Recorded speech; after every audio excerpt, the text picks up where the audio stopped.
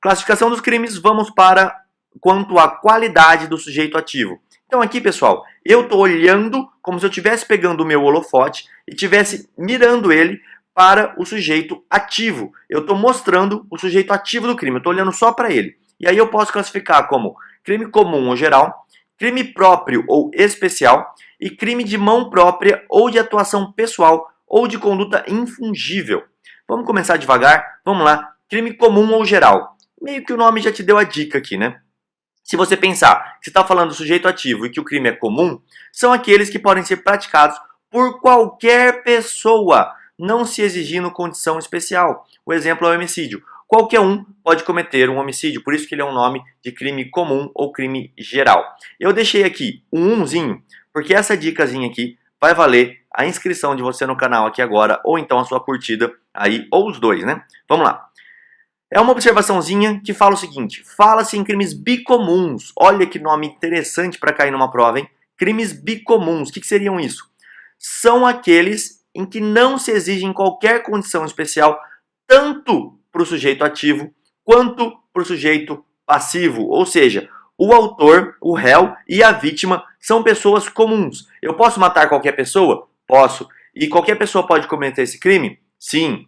Então, aqui, o sujeito ativo e o sujeito passivo são pessoas comuns, por isso ele é chamado de bicomum. Essa dica vale tua inscrição, vai lá, se inscreve. Então, vamos passar para o próximo tema aqui.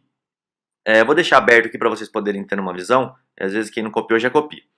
Crimes próprios ou especiais. O que seria um crime próprio ou um crime especial? Aqui já dá para ver que mudou alguma coisa. Então já não pode ser aquele crime que todo mundo comete. Vamos clicar aqui e vamos ver. São aqueles em que o tipo penal exige uma situação fática ou jurídica diferenciada por parte do sujeito ativo. É óbvio, a gente está falando do quê? Do sujeito ativo, sempre falando dele. Então, a gente vai precisar de uma situação fática ou jurídica diferenciada por parte dele, do sujeito ativo. Admitem coautoria e participação. Exemplo, peculato. Somente pode ser praticado por funcionário público. Olha aqui, a condição especial exigida, por isso é que é chamado de um crime próprio, porque só a própria pessoa pode cometer, só o próprio funcionário público. Não dá para uma pessoa que não é funcionária pública ser autora, pura e simplesmente, do crime de peculato, por exemplo. E aqui ele admitiria a coautoria e a participação. Quando a gente chegar em algum crime contra funcionário público, eu vou falar que é um crime próprio e às vezes eu vou te explicar alguma exceçãozinha. Aqui é só para você entender o que é um crime próprio de forma geral, certo? Mas tem uma observaçãozinha aqui também, que é: existem ainda os crimes bipróprios. Também vale uma inscrição no canal, hein, pessoal? Olha que dica legal, esse nominho para cair numa prova é fácil. Crime bipróprio. O que seria um crime bipróprio? Eles exigem a condição especial tanto do sujeito ativo quanto do sujeito passivo. O exemplo é o infanticídio. Por que o exemplo é o infanticídio?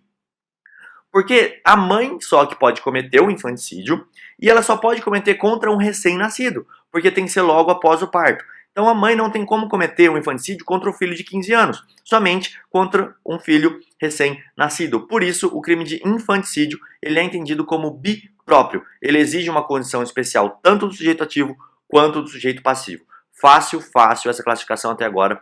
Vamos lá. Crime de mão própria, de atuação pessoal ou de conduta infungível. O que seria isso? Crime de mão própria, atuação pessoal ou conduta infungível. É fácil.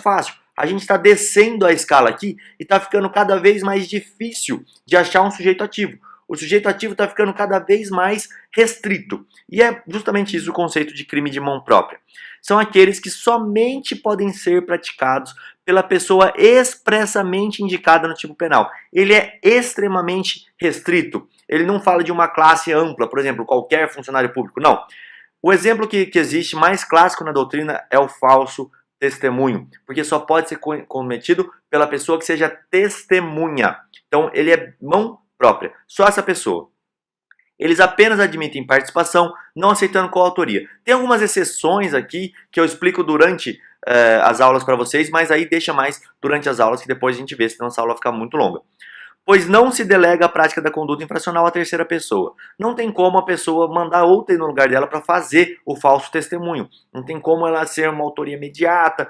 Há uma controvérsia sobre isso que eu estou falando aqui agora, mas entenda assim, o falso testemunho só pode ser cometido pela testemunha. Na verdade, nós temos uma escala aqui e nós vamos aprofundando. Quanto mais específico eu fico com relação ao sujeito ativo, o nome vai deixando a coisa mais restrita. Mão própria, atuação pessoal, conduta infungível, tá? E fungível e infungível é um conceito de que pode ser substituído ou não pode ser substituído. Então, por isso que chama infungível.